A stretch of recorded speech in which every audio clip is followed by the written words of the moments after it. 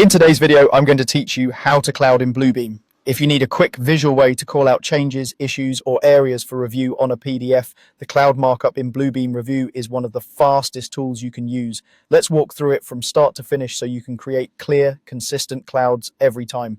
First, open your PDF in Bluebeam Revu. You can launch Revu and use File, Open, or simply drag and drop the file into the program.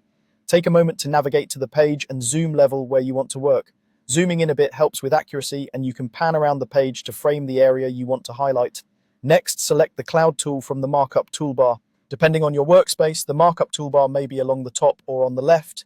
If you don't see it, expand your toolbars or switch to a profile that shows markups. The Cloud tool creates that familiar scalloped outline that reviewers instantly recognize.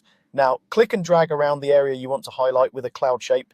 Click once to start, keep holding the mouse button, and drag to size and position the cloud so it clearly surrounds the content you want to call out.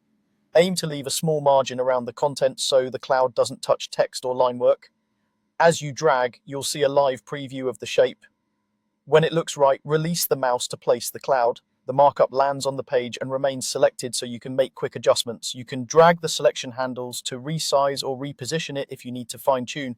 If you want to change how it looks, open the Properties panel and adjust the line color, fill, and opacity. A bold color can make the cloud stand out during review, while a lighter opacity helps you avoid covering important details.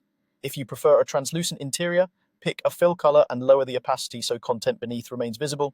You can also tweak line thickness to match your company's standards. Once you find a style you like, consider setting it as your default so future clouds automatically use the same appearance and you stay consistent across drawings.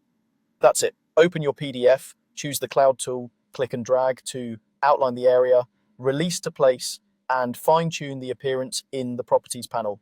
With these steps, you'll create clear, professional cloud markups that make your reviews faster and easier.